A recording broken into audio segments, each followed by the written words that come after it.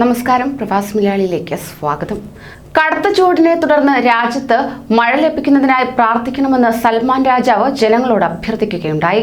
വരൾച്ചയുടെ സമയത്ത് രാജ്യത്ത് മഴ ലഭിക്കുന്നതിനായി പ്രാർത്ഥനയിൽ പങ്കെടുക്കാൻ സൗദിയുടെ വിവിധ ഭാഗങ്ങളിൽ ആളുകൾ ഒത്തുചേരുകയായിരുന്നു.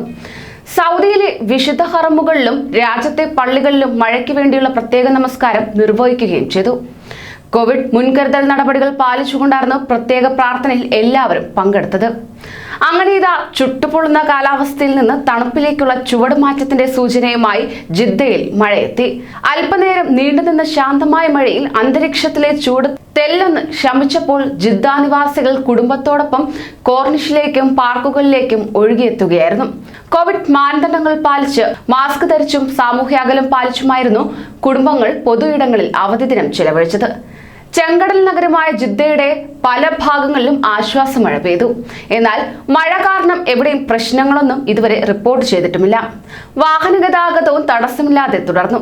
അപ്രതീക്ഷിതമായി എത്തിയ മഴയിൽ കിങ് ഫഹദ് റോഡിലുൾപ്പെടെ ചിലയിടങ്ങളിലുണ്ടായ വെള്ളക്കെട്ടുകൾ ജിദ്ദ മുനിസിപ്പാലിറ്റി അധികൃതർ പെട്ടെന്ന് തന്നെ നീക്കം ചെയ്തു. ചെങ്കടലിന്റെ വടക്ക് നിന്ന് വീശിയെത്തുന്ന കാറ്റ് ജിദ്ദയുടെ ചില ഭാഗങ്ങളിൽ കാലാവസ്ഥാ മാറ്റത്തിനിടയാക്കുമെന്ന് കാലാവസ്ഥാ വകുപ്പ് നേരത്തെ അറിയിപ്പും നൽകിയിരുന്നു. അതേസമയം മഴയെ തുടർന്ന് കേടായ റോഡുകളുടെ അറ്റകുറ്റപ്പണി വേഗത്തിൽ പൂർത്തിയാക്കാൻ നടപടി ഊർജിതമാക്കിയിട്ടുണ്ട്. അത്യാഹിത വിഭാഗം സദാ ജാഗ്രതയോടെയാണ് ഓരോ പ്രദേശങ്ങളിലും സേവന സന്നദ്ധരായിരിക്കുന്നത്.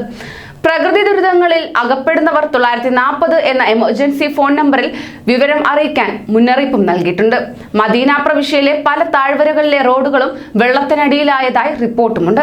പേമാരി മൂലം ദുരിതങ്ങൾ ഉണ്ടാവാതിരിക്കാനുള്ള എല്ലാ നടപടികളും പൂർത്തിയാക്കാൻ Medina governor Amir Faisal bin Salman നിർദ്ദേശം നൽകി. കാലാവസ്ഥാ നിരീക്ഷണ കേന്ദ്രത്തിന് മുന്നറിയിപ്പുണ്ടാകുമ്പോൾ പൂർണ്ണമായും സുരക്ഷാ മുന്നൊരുക്കം എടുക്കേണ്ടതുണ്ടെന്നും സിവിൽ ഡിഫൻസ് നൽകുന്ന ജാഗ്രതാ നിർദ്ദേശങ്ങൾ പാലിക്കണമെന്നും അധികൃതർ ആവശ്യപ്പെട്ടു. കൂടുതൽ പ്രവാസി വാർത്തകൾക്കായി ഈ ചാനൽ സബ്സ്ക്രൈബ് ചെയ്യൂ.